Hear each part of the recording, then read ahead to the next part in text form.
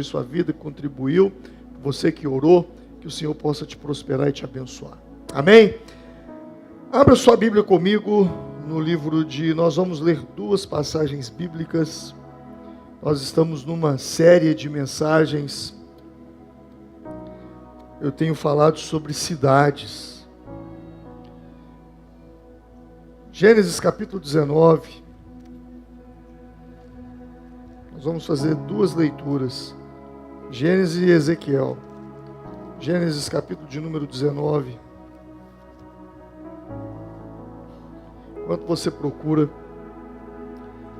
alguns domingos atrás, não me lembro quantos, 3 ou 4, eu falei sobre a cidade de Laís, os erros que eles cometeram e como os danitas invadiram Laís e tomaram Laís.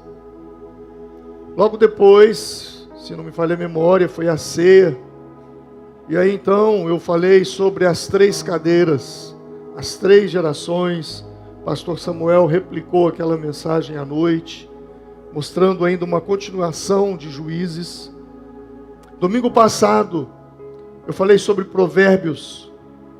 O homem que não domina o seu espírito é como uma cidade sem muros, mostrando como Deus nos compara com cidades.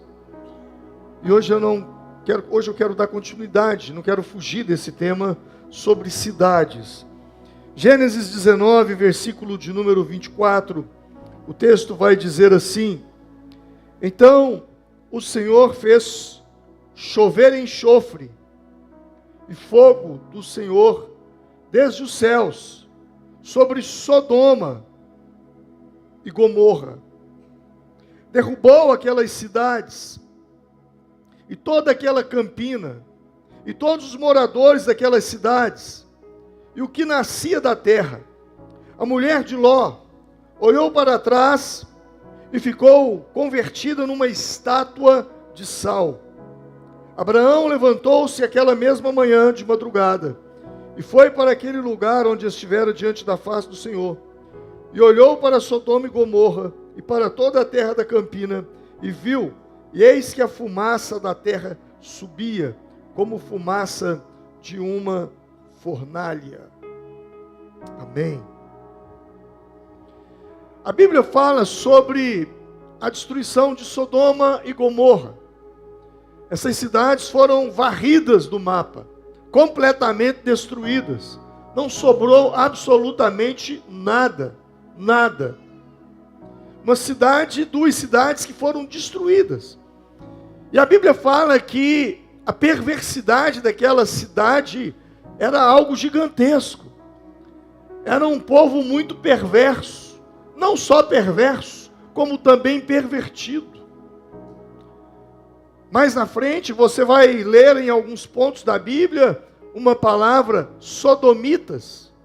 E sodomitas se refere a práticas sexuais impuras. Homem com homem, mulher com mulher, homem casado com outras mulheres, mulheres casadas com outros homens. Havia uma perversão, sexo entre pessoas e animais. Tudo isso é um sodomismo. E Deus então destruiu essas cidades. E todas as vezes que se fala de Sodoma e Gomorra, se vem à mente a perversidade e a promiscuidade. Mas será que realmente isso foi a causa da destruição daquelas cidades? Será que realmente foi assim? Abra sua Bíblia no livro de Ezequiel.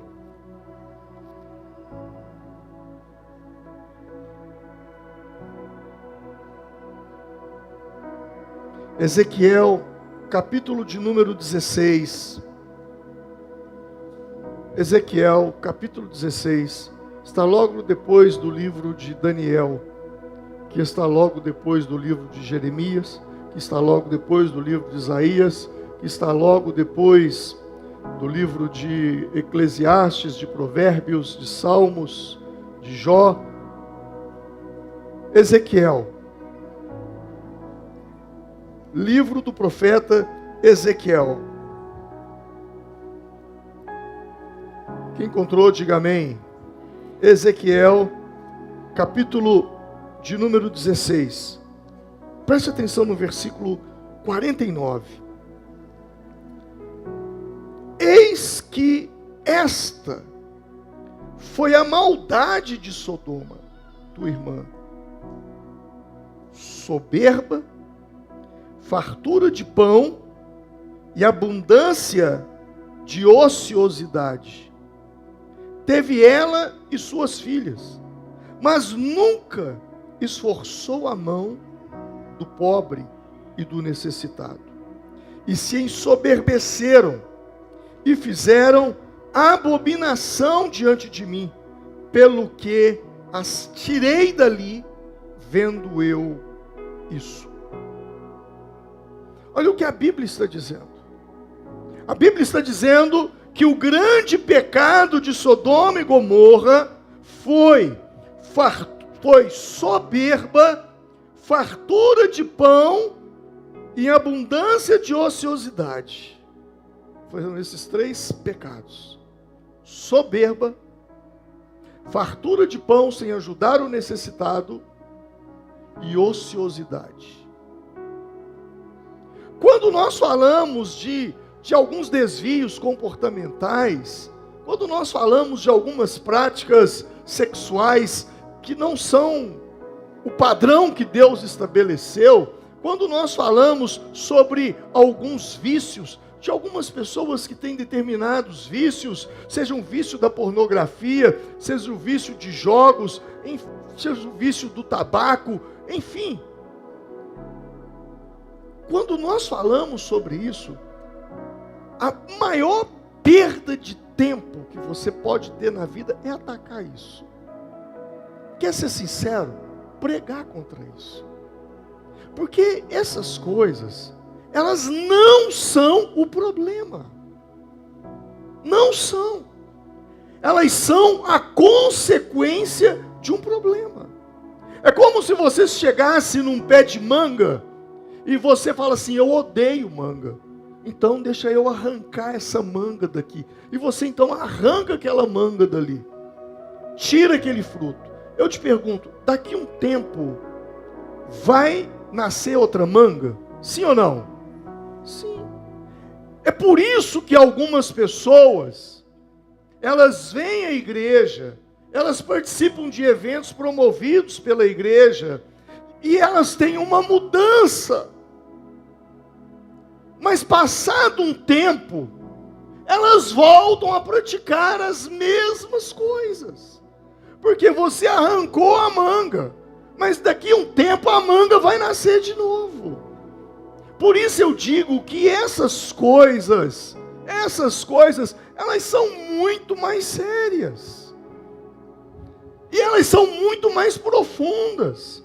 Aquilo que a gente vê, aquilo que a gente ouve, aqueles comportamentos inadequados que nós presenciamos, aquilo é a ponta do iceberg, mais nada. Se nós não tratarmos a situação de uma forma mais profunda, não vai ter transformação. Por isso esse evangelho água com açúcar, que não muda nada em nem ninguém, que não confronta o pecado, que não vai mais fundo, ou que às vezes só ataca a superficialidade, não resolve, não transforma. Eu lembro que ontem nós estávamos no evento de homens, e nós tivemos um tempo de perguntas e de debates, e alguém fez uma pergunta, falou: olha, eu não sei mais o que eu faço, porque quando eu ia para o boteco, minha mulher achava ruim. Agora eu vou para a célula, ela acha ruim. Eu vou para a igreja, ela acha ruim. O que eu faço? Parece simples, mas esse tipo de coisa é muito profundo. E sabe qual foi a resposta que eu dei?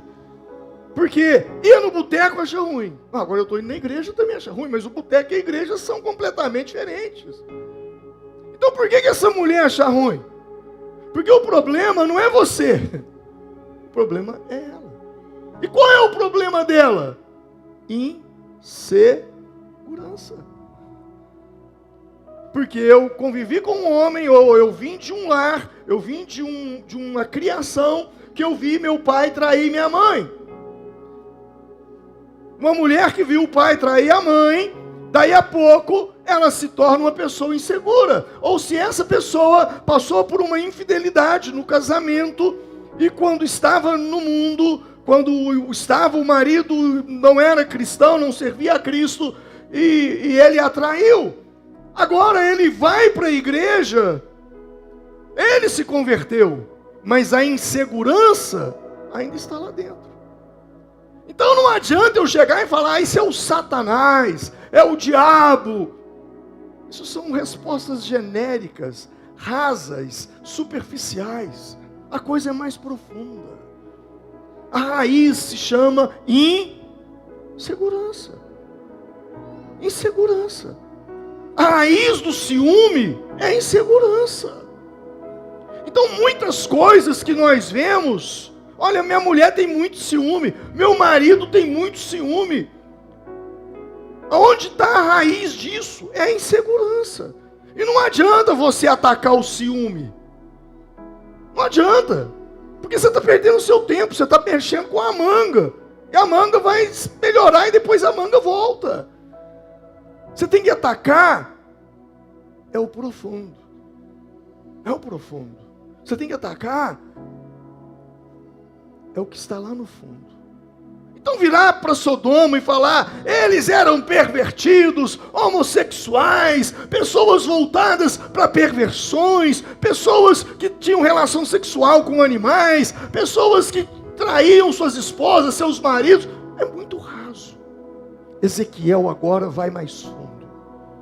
E ele mostra. E tanto é que observa o versículo 49. Eis que essa foi a maldade de Sodoma.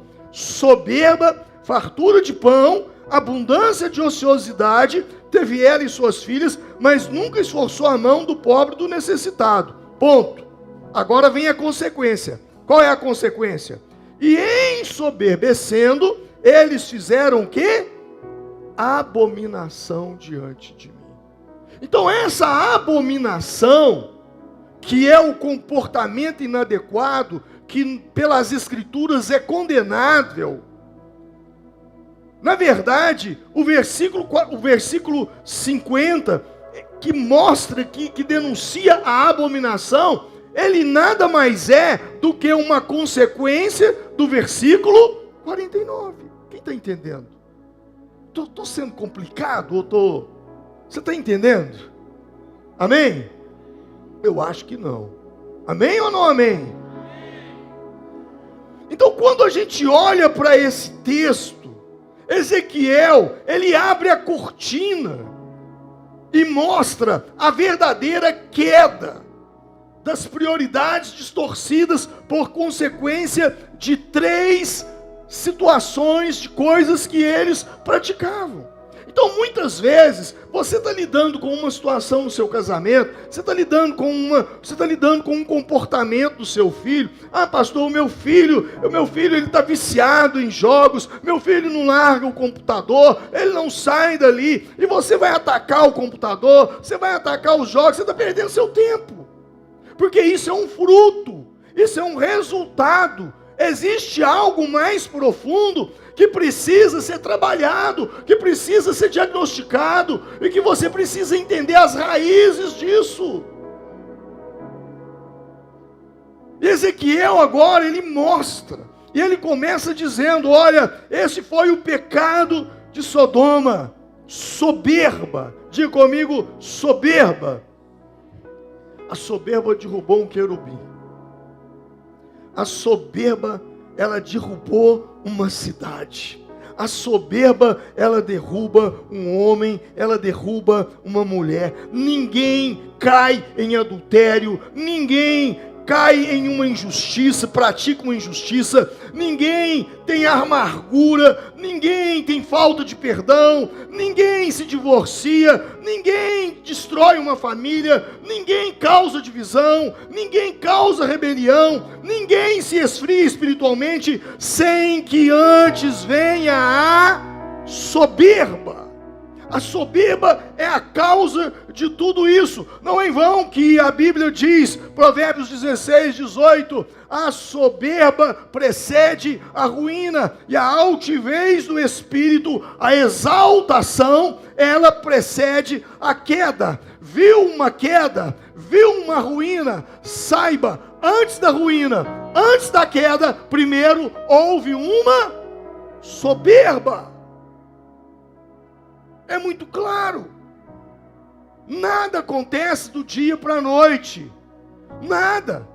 Um prédio desaba, mas antes de desabar ele dá sinais. Tem trincas, tem rachaduras, as suas bases não estão boas. O problema é na base. Você está tentando remendar a parede, mas a coisa é mais profunda. Você está atacando o sintoma da trinca, da rachadura, mas o problema é de fundação, é de base.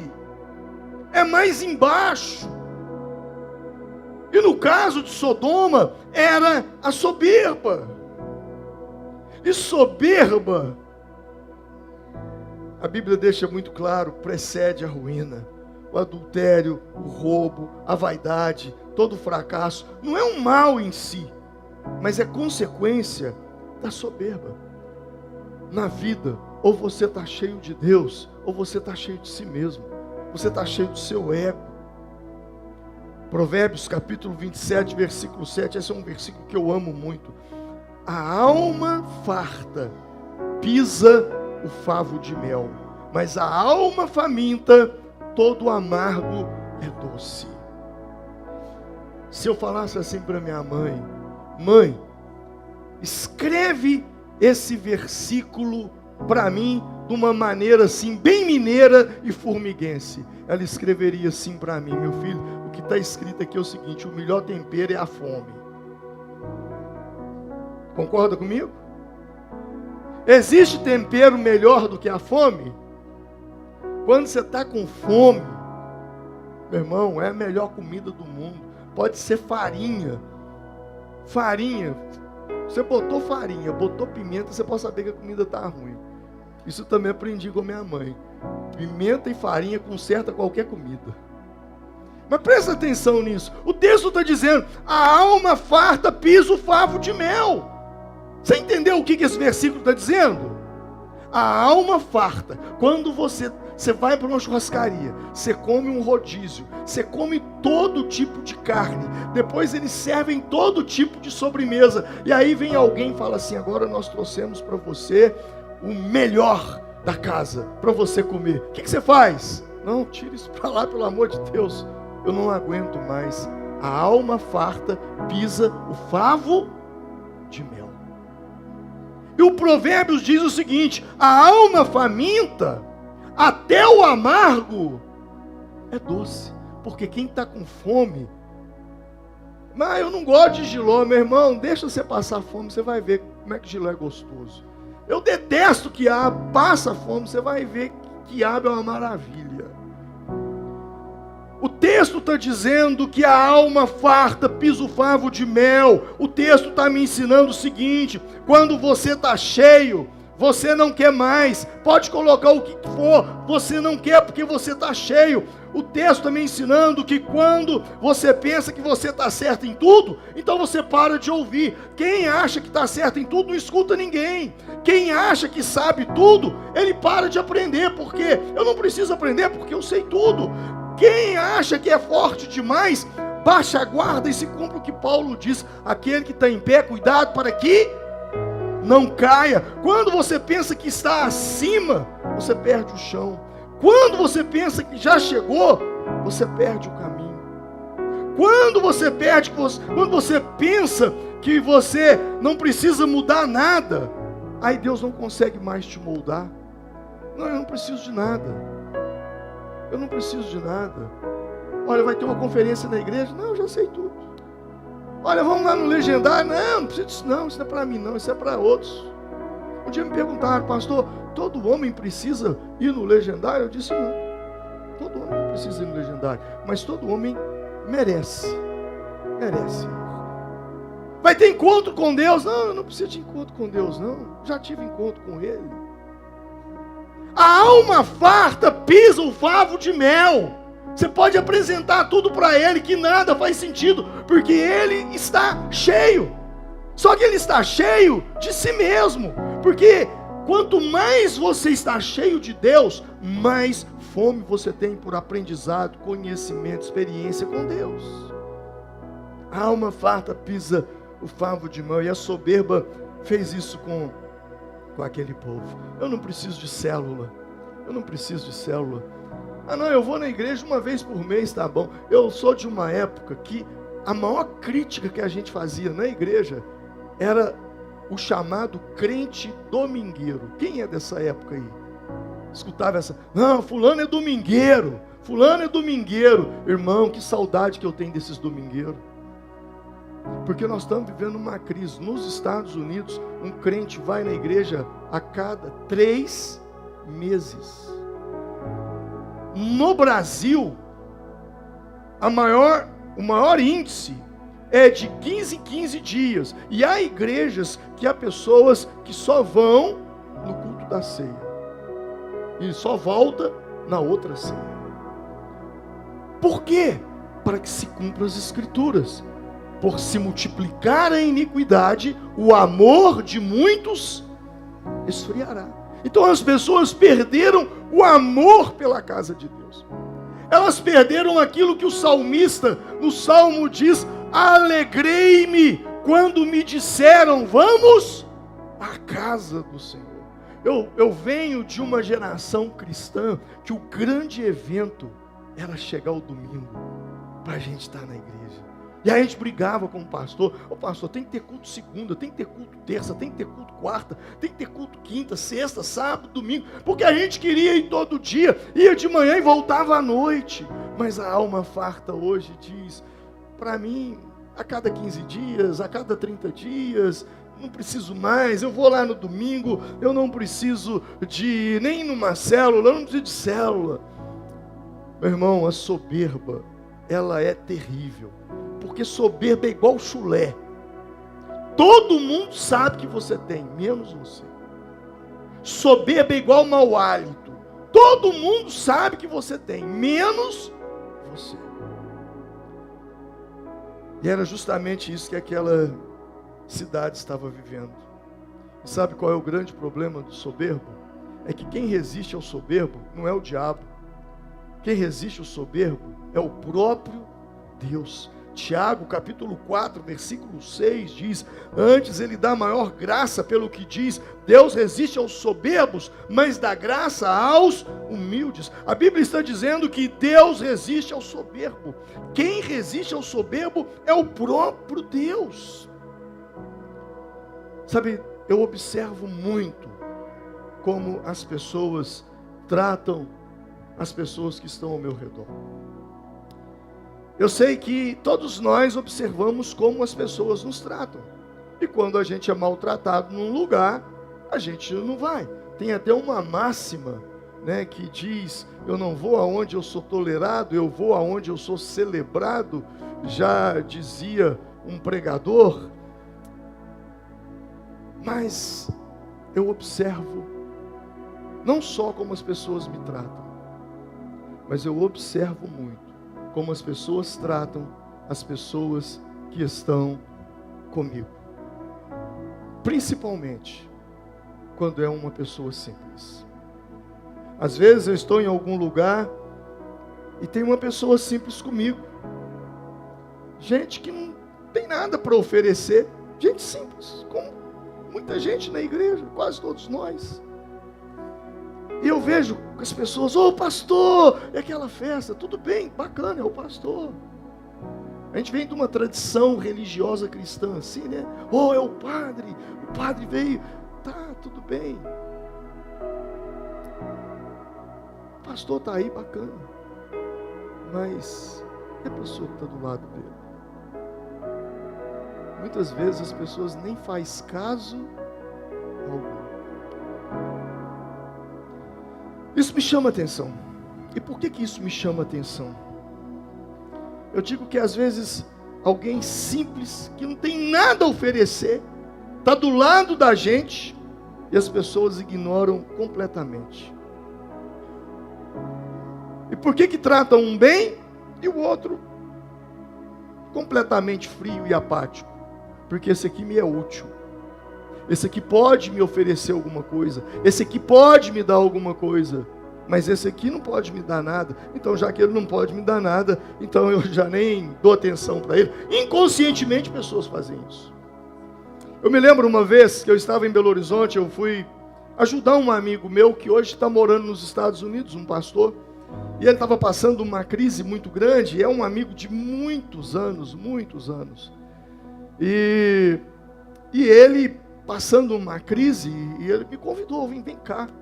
Ele estava juntando, ele tinha uma igreja muito grande, mas ele não conseguia juntar mais que 6 pessoas na igreja dele. Eu fui lá para ter uma reunião com essas 6 pessoas, eu saí daqui e fui.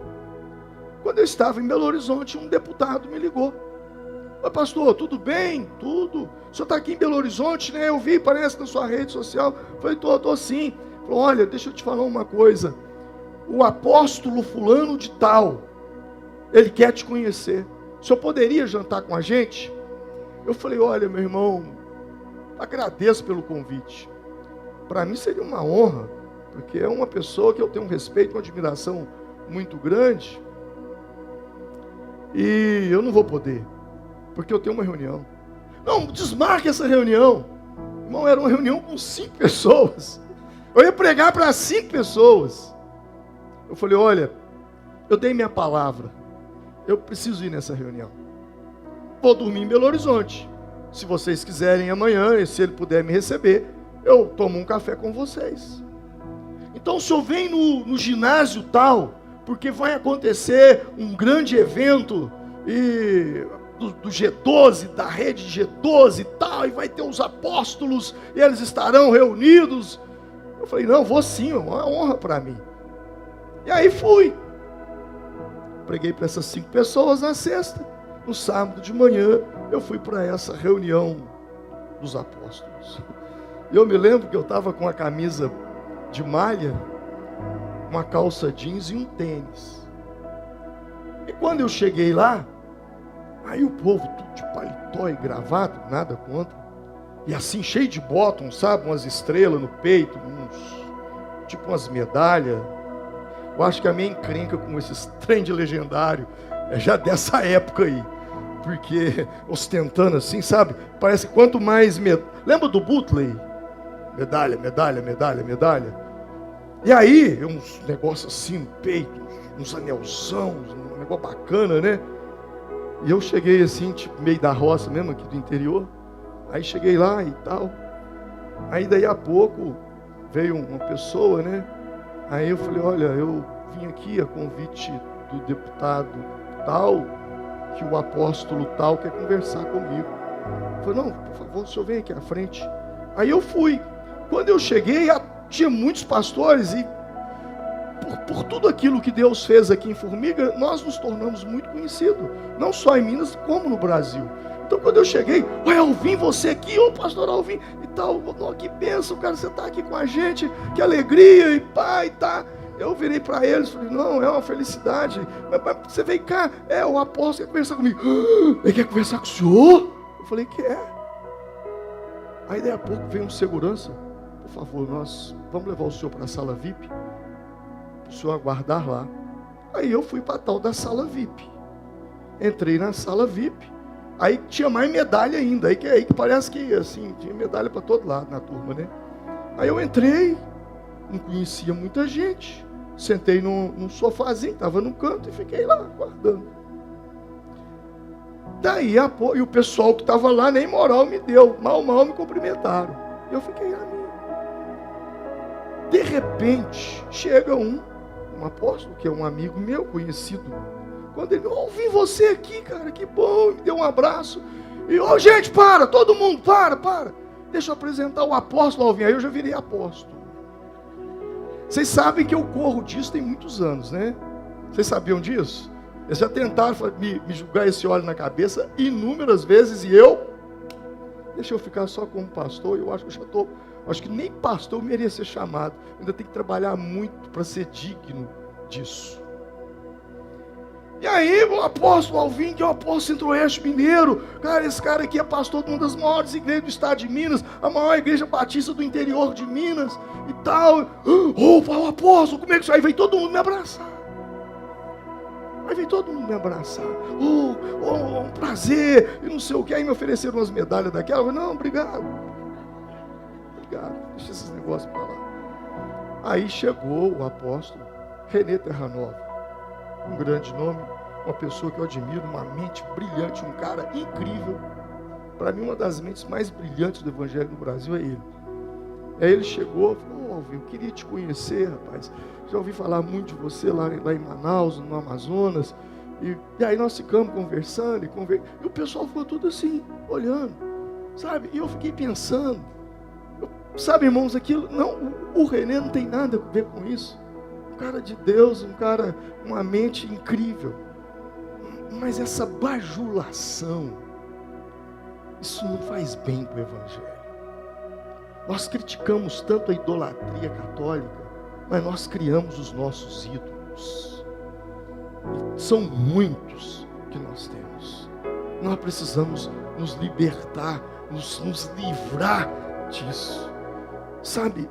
Então, a pessoa soberba, ela faz conta de quem? De quem tem alguma coisa, algum valor, alguma utilidade. Ninguém me deu moral com meu tênisinho e minha calça jeans e minha camiseta. Ninguém deu. Mas quando falaram apóstolo, aí o negócio arrepiou. Para o mundo, você vale o quanto você pesa. E eu não estou falando de quilo. Eu estou falando de influência, poder. Mas para Deus, você vale o que você é. E Ele te ama do jeito que você é. E Ele te escolheu do jeito que você é. E por isso Ele trabalha no coração da gente. Então esse tipo de gente, na verdade, eles são desse jeito. Para eles, pessoas não têm valor, pessoas têm utilidade. Ele trata bem quem pode oferecer algo e despreza quem não pode. Porque o soberbo, ele não ama, como o bajulador também. Bajulador te elogia, não é porque ele te ama, é porque ele te usa. Quando um bajulador dá um presente para você, na sua cabeça, ele está te honrando, ele está te ofertando, mas na cabeça dele, ele está te comprando. Porque o dia que você disser não para ele, ele vira as costas para você. É assim que o soberbo, o bajulador, ele age. Para o soberbo, para o bajulador, pessoas não são almas, pessoas são andaimes. Você sabe o que é um andaime? Para que serve um andaime? Para você subir. E depois que você sobe e faz o que tem que ser feito, o que você faz com o andaime? Você descarta. E pessoas soberbas fazem isso com a gente. Elas não nos amam, elas querem nos usar, enquanto a gente tem algo para oferecer. É muito simples, gente. Vê uma pessoa, vamos falar aqui de formiga mesmo, vê uma pessoa que tem uma boa condição social, que frequenta os lugares bacanas da cidade, que vai nos lugares mais caros e anda com gente fina, ou granfina, palavra antiga, essa granfina, boa. E depois que essa pessoa entra num estado de endividamento e falência, os amigos do lugar ainda continuam com ela? Sim ou não? Não. Porque não era amigo da pessoa, era amigo daquilo que ela possuía, daquilo que ela tinha. Então comece a observar como que as pessoas tratam, não só você, porque você observa isso, mas como que elas tratam aqueles que estão ao seu lado. Um pastor amigo meu, um grande amigo meu, um bispo, um cara, grande amigo, ele me contando uma história que ele foi pregar numa das igrejas, ele era bispo de centenas de igrejas, e ele foi pregar numa igreja que o pastor estava há pouco tempo lá, e quando terminou o culto, o pastor falou assim: bispo, eu vou te levar hoje numa churrascaria. Inclusive eu estive lá nesse lugar, ele me levou lá, preguei nessa igreja, e ele falou assim: eu vou te levar numa churrascaria, você vai comer a melhor picanha que você já comeu na sua vida. E aí foram para a churrascaria, quando chegaram lá, fizeram o pedido, uma Coca-Cola, uma água com gás, coisa de crente, e eu quero a carne. E aí deu 15 minutos, 20 minutos, 30 minutos, 40 minutos, e nada. E aí ele chama o garçom. O pastor chamou o garçom, falou: a carne nossa não vai ficar pronta? Aí o garçom: meu Deus do céu, moço, me perdoa, eu esqueci de fazer o pedido aqui, eu vim para cá com tanto problema, eu esqueci.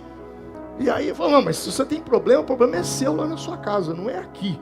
Eu falei aqui para o meu amigo que aqui vende a melhor picanha, o melhor restaurante. Eu falei com ele que ele ia ter uma experiência e não sei o quê. E começou a falar. E aí esse amigo meu virou para esse bispo, botou a mão no pastor e falou assim: só um minutinho. Ô garçom, isso foi no Rio de Janeiro. Você é vascaíno ou flamenguista? Ele falou assim: eu sou vascaíno. Eu falei: então é por isso, só acontece com vascaíno mesmo. Vascaíno esquece as coisas, mas não esquenta não, está em tempo. Pode trazer, vai lá, conserta isso e está tudo em casa. Aí o garçom saiu. Esse bispo amigo meu virou para esse pastor e falou assim: como a gente estava falando mais cedo, você está orando para Deus te dar a cidade? Eu estou orando para Deus me dar a cidade. Nós vamos ganhar essa cidade para Jesus. Eu falei: posso dizer uma coisa? Eu falei assim: pode o quê? Você pode ganhar toda essa cidade, mas a família desse garçom você não ganha. A forma como você tratou ele, do jeito que você lidou com ele. Aí ele: bispo, meu Deus, só me desculpe, estou até com vergonha agora, mas você está errado, irmão. O que eu faço para consertar? Falei: quanto que custa essa picanha? Ela vai sair uns R$100. Então, quando o garçom chegar aqui, você dá R$200 de gorjeta para ele. Não é muito. Ele falou: é porque quando ele lembrar de você, ele não vai lembrar disso que você fez com ele. Ele vai lembrar sempre da gorjeta que você deu. É a maneira de você consertar essa história. Eu gosto de contar esse caso, onde eu vou no Brasil, porque essa pessoa é um grande amigo e ele me conta esse caso. Sabe, irmãos, é a maneira como você trata o frentista do posto. É a maneira como você trata o atendente por detrás do balcão. Sabe que cristianismo é esse? Eu sei que tem dias que a gente levanta com a pá virada mesmo. Tem dia que a gente está cheio de problema. Tem dia que você vai passar perto de mim, você vai me cumprimentar e eu nem vou ver. Porque eu estou tão pensando em tanta coisa e misericórdia eu não vi. Tudo bem. Pode acontecer. Mas isso não pode ser a regra. Tem que ser a exceção. Tem que ser a exceção. E quando a gente está nesse estado de soberba, a gente, sabe, se tem uma oração que a gente precisava fazer todo dia de manhã, é o Salmo 19:13, quando diz: livra-me dos pecados de arrogância. O salmista dizendo: não permita que eles me dominem, não serei íntegro e livre, senão serei livre de grande culpa. Essa é a oração que eu preciso fazer todo dia, e você também. Deus, livra-me dos pecados de arrogância. Diga comigo: Deus, livra-me dos pecados de arrogância. Que Deus nos ajude, que Deus nos ajude. A Bíblia diz que eles tinham abundância de ociosidade. O que é ociosidade? O que é ociosidade? Falta do que fazer. Falta do que fazer. Há um ditado no mundo que diz assim: mente vazia é a oficina do diabo. O diabo, ele usa uma mente vazia. Ele usa a ociosidade como uma ferramenta. Há um ditado no meio cristão, no meio evangélico, que diz assim: quem não trabalha, dá trabalho. Diga comigo: quem não trabalha, dá trabalho. Concorda? Eu me lembro que na década de 90, início de 2000, tinha uma irmã na igreja, e essa irmã deu muito problema. Ela se envolveu em tanta fofoca ela acabava uma, emendava outra, acabava uma, emendava outra, e a gente celularizando a igreja, e ela levantava contra isso e contra aquilo, e aí o problema é que ela cismou que era profeta, aí foi a encrenca, aí ela usava da profecia para tentar manipular as pessoas, e os irmãos, pastor, como é que nós vamos fazer com essa irmã, não tem jeito e tal. Aí um dia, essa irmã tinha uma filha, e a filha dela se engravidou. E o rapaz, ela não era casada, não assumiu e fugiu. E a moça teve que passar por todo esse processo de gravidez sozinha. E depois ela deu à luz. E aí ela tinha que trabalhar. E aí a irmã que era avó, a filha falou, eu vou deixar minha filha com a senhora para me trabalhar, porque a senhora já é aposentada. Mas tudo bem.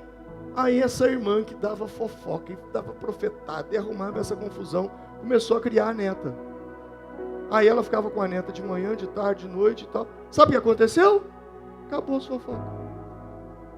Acabou as profetadas. Acabou tudo. Quem não trabalha, dá trabalho. Quem não trabalha, dá trabalho. A ociosidade é uma ferramenta terrível do diabo. Porque quando é que uma pessoa se envolve com pornografia? É no tempo ocioso. Quando é que uma pessoa se envolve com fofoca? É no tempo ocioso. Quando é que uma pessoa se envolve se fazendo comparação com os outros? Quando é que uma pessoa entra no jogo do tigrinho? É quando não tem nada para fazer. Quando é que pessoas vão invejar os outros? É quando não tem nada para fazer. Quando é que pessoas se machucam e se ferem emocionalmente? É porque não tem nada para fazer. Quando é que gente envolve em briga, confusão, porque não tem nada para fazer? Quando é que foi que Davi caiu em adultério? Segundo Samuel 11:1 começa assim: e aconteceu que ao tempo que os reis saíam para a guerra, Davi enviou Joabe e os seus servos com ele e todo Israel. Porém Davi ficou na onde? No palácio, em Jerusalém. Quando Davi viu Batseba, o que ele estava fazendo? Nada. A ociosidade é uma ferramenta que o inimigo usa. E quando a pessoa ela não tem propósito, geralmente a ociosidade é gente que não tem prioridade na vida, não tem objetivo. Quando uma pessoa não tem propósito, ela se junta com outros que não têm propósito. Aí eu volto lá na minha velha mãe para dizer, quando ela falava, larga de andar com essa turma, porque um gambá cheira o outro. Juízes 11:3, Jefté, quando sai de Gileade, da casa de Gileade, ele se muda para a terra de Tobi, e o texto diz assim: então Jefté fugiu de seus irmãos, foi viver na terra de Tobi, e em pouco tempo, ele passou a chefiar o quê? Um bando de quê? De desocupados que se uniram a ele. A ociosidade, ela gera tudo isso. Paulo, escrevendo aos Coríntios, ele diz: as más companhias corrompem os bons padrões, os bons costumes. Ociosidade é a maior estratégia do diabo para nos afastar da prioridade, do propósito. Outro dia eu estava ouvindo John Piper, um pastor norte-americano, ele falou uma coisa muito curiosa. John Piper, ele disse o seguinte: as redes sociais vão ser parâmetro de julgamento dessa geração que nenhuma outra teve. E ele diz o seguinte: porque as redes sociais serão a maior prova de que nós não oramos e não lemos a Bíblia, não porque a gente não tinha tempo, mas simplesmente porque não era a nossa prioridade. Há uma pesquisa que diz uma média de quanto que as pessoas nos países elas usam a internet. Os japoneses, eles gastam uma média de 51 minutos por dia com rede social. Os americanos, 2 horas e 9 minutos. Os espanhóis, 1 hora e 55 minutos. Já a Indonésia, 3 horas e 8 minutos. A Filipinas, 3 horas e 32 minutos. E o Brasil está lá no topo. Uma pessoa gasta em média 3 horas e 30 minutos em rede social. Por dia. Pastor, eu não faço isso. Glória a Deus. Mas depois do glória a Deus, eu vou te dar um conselho. Lá na sua rede social, nas suas configurações, tem um botãozinho lá que é de atividade. Você entra nessa atividade, está lá, histórico de tempo gasto. Quando você entra lá, como um dia eu entrei, eu tomei um susto. Eu falei, eu não estou acreditando que eu estou gastando esse tempo todo com essa encrenca. Entra lá e depois você confere para ver o que você tem gasto.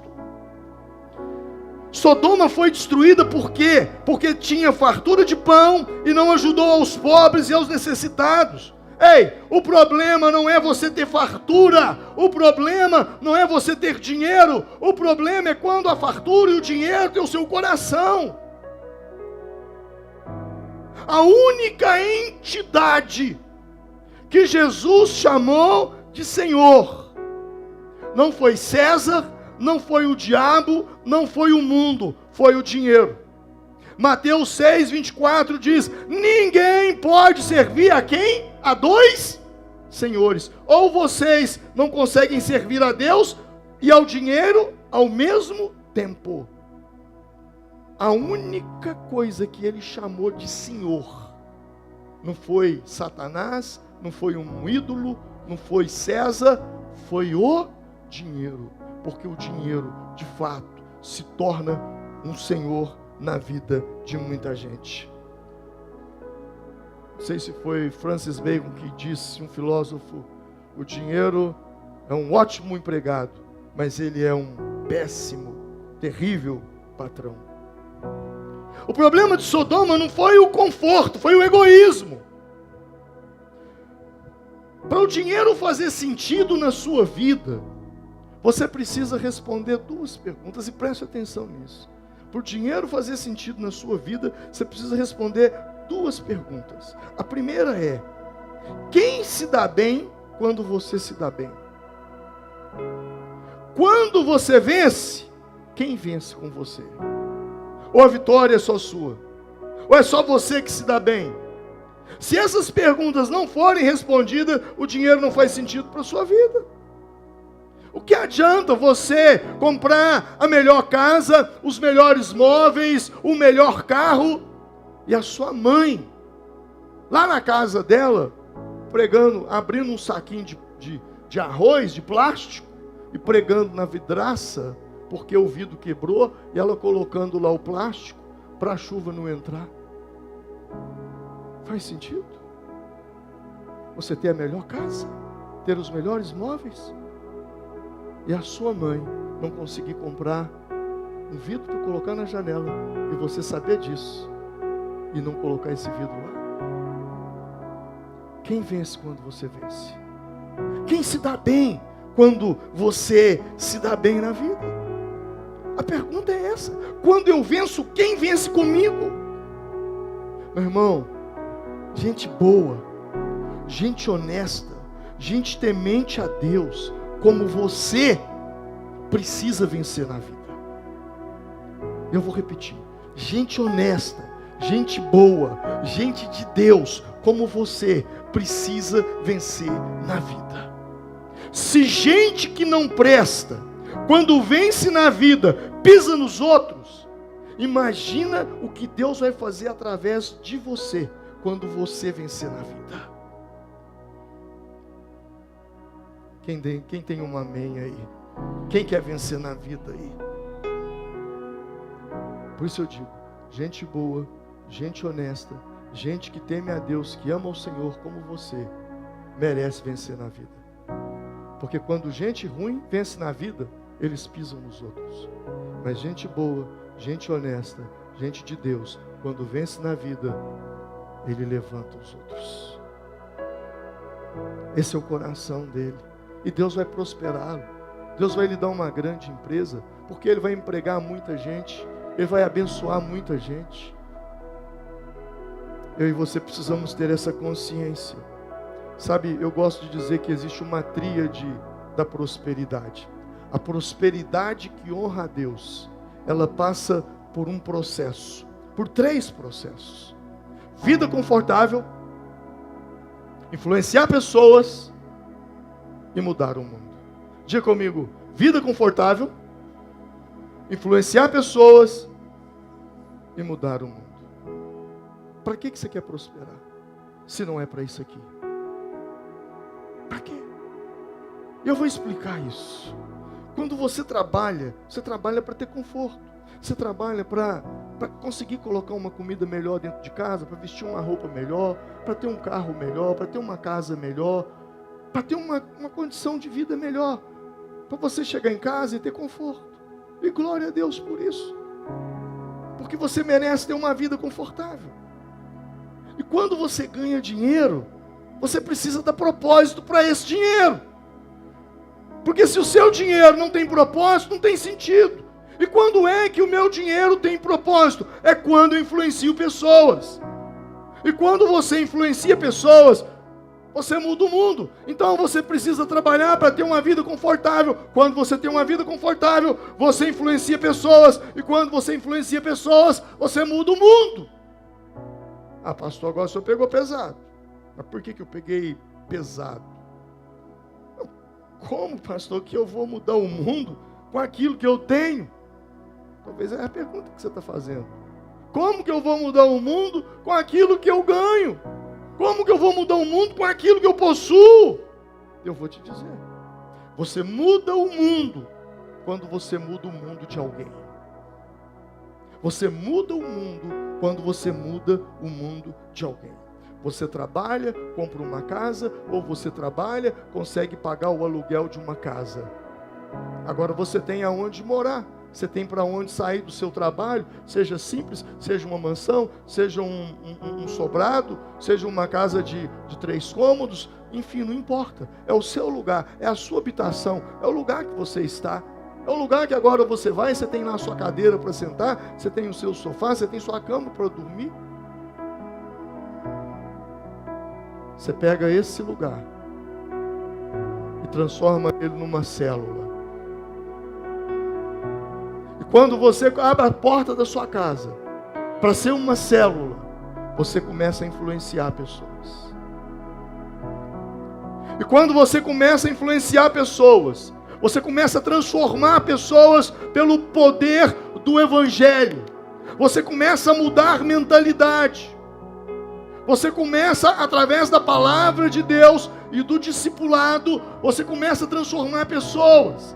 Essas pessoas são transformadas pela sua influência. E agora, aquela pessoa mudou. Ela foi transformada. Ela já não pensa como ela pensava, ela já não age como ela agia. Você mudou a vida, você mudou a história, você mudou o mundo daquela pessoa, você deu destino, você deu propósito para aquela família. E no futuro, quando essa pessoa for contar a história da vida dela, ela vai dizer: a minha vida era arruinada, minha vida era destruída, meu casamento não valia nada, eu não estava com nada, eu era uma pessoa assim, assim. Mas um dia, eu fui numa célula, na casa do fulano.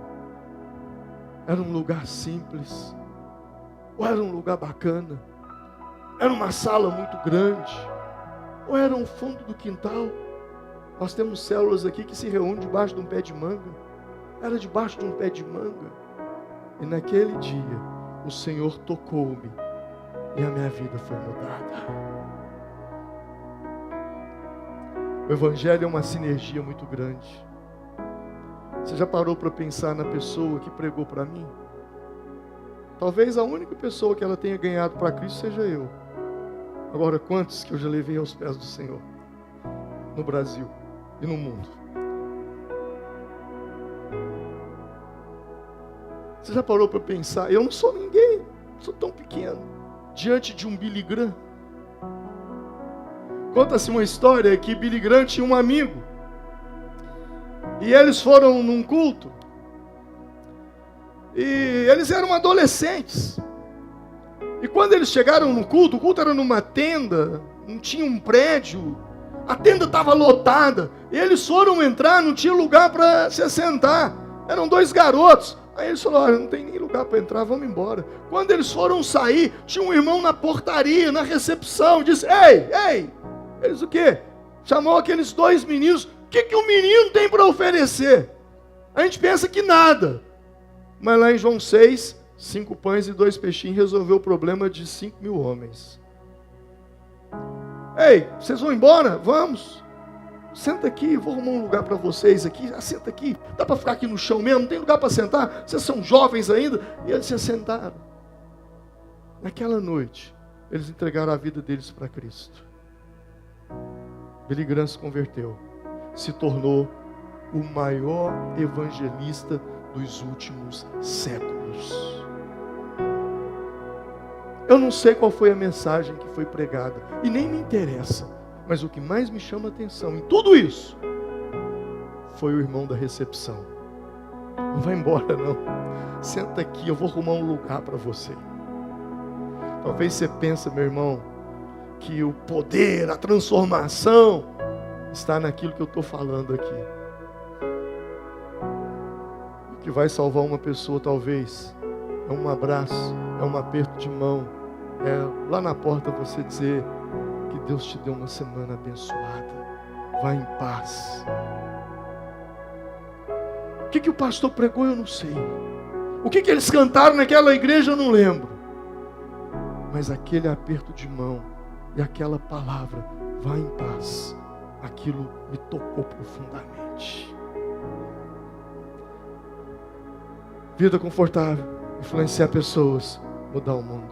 Essa é a prosperidade que honra a Deus. Essa é a tríade que glorifica o nome do Senhor.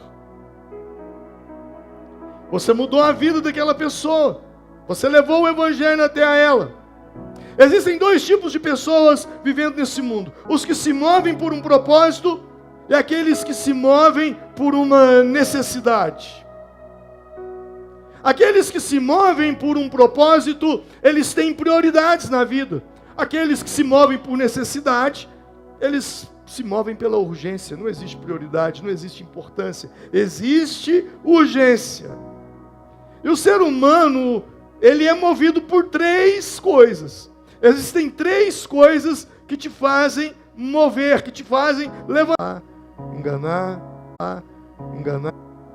Existem pessoas que elas são movidas por ambição. E a ambição, ela é um buraco sem fundo.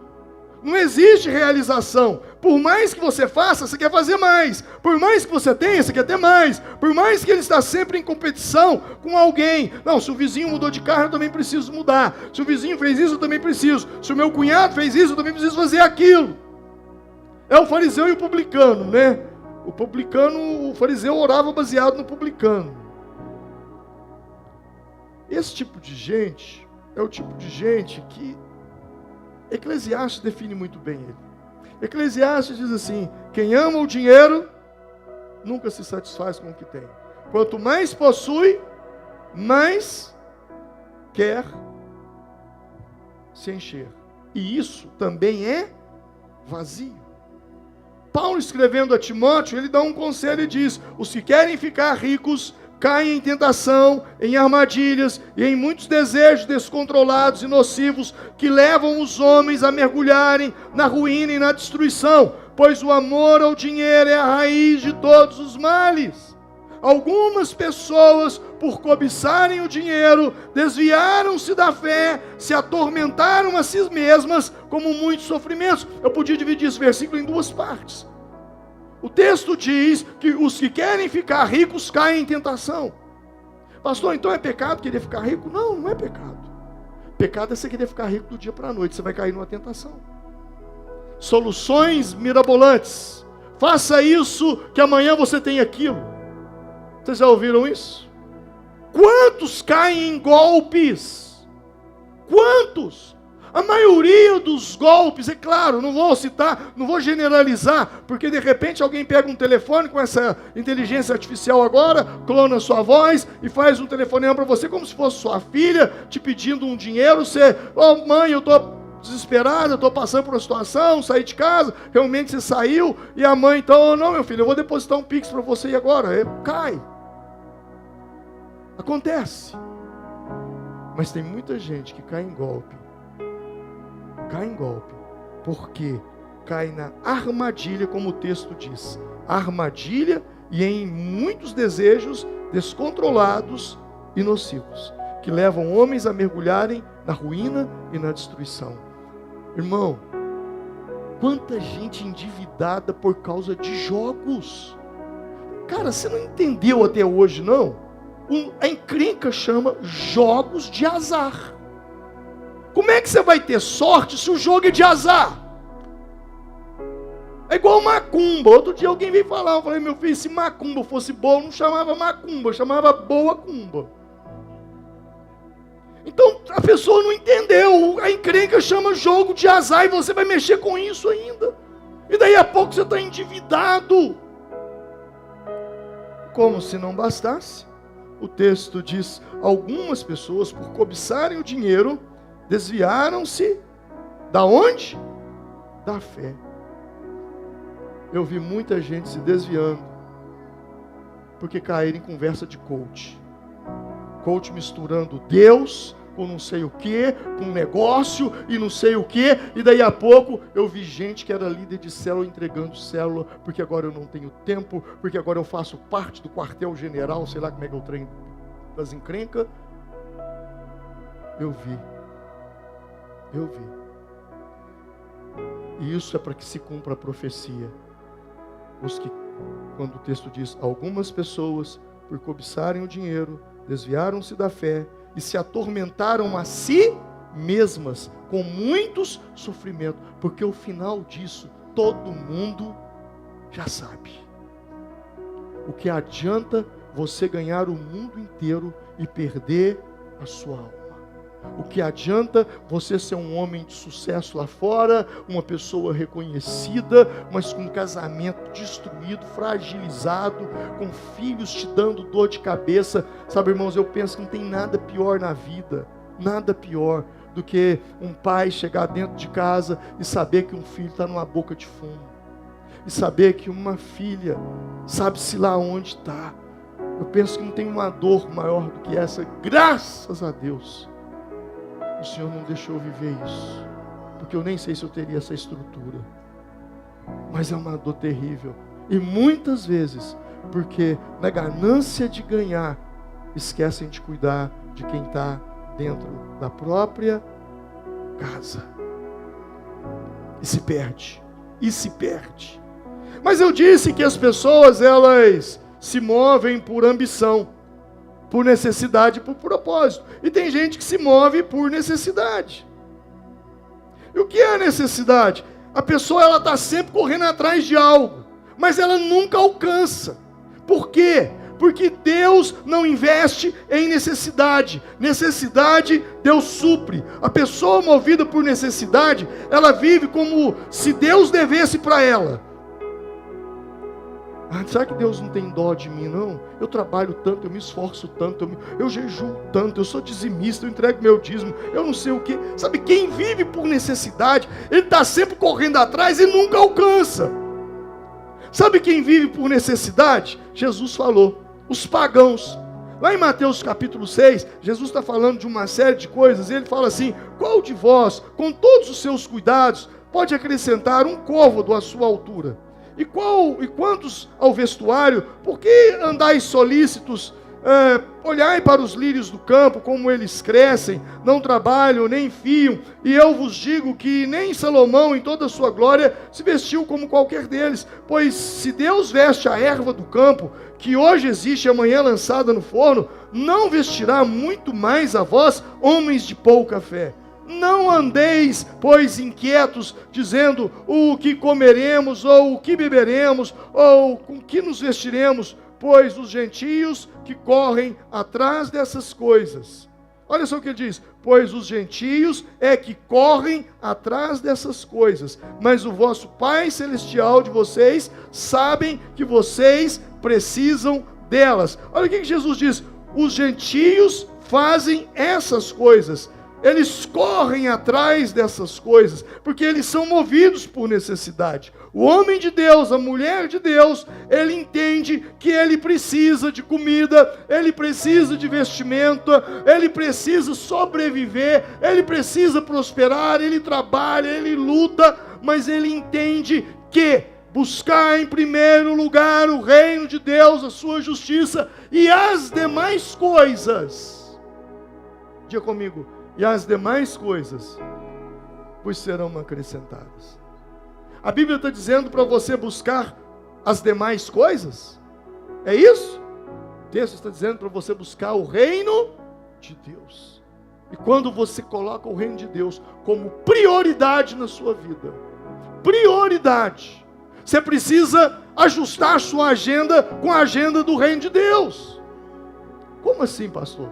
Quando uma pessoa não tem Cristo, a agenda dela é trabalho, passa no boteco, toma uma, conversa até mais tarde, chega em casa, vai descansar, e aí ele faz final de semana, barzinho, não sei o que, e é o fim de semana, vou para minha casa lá em Furnas, vou para minha casa lá não sei na onde, não sei das quantas, mas agora ele conheceu a Jesus. Jesus agora é prioridade. Então o que ele vai fazer? Ele vai ter que ajustar a agenda dele. Olha, eu levanto, vou trabalhar, eu vou estudar, mas hoje tem célula, então eu estou na célula. Ah, domingo, e o nosso rancho, o nosso sítio, vamos lá, a gente vai.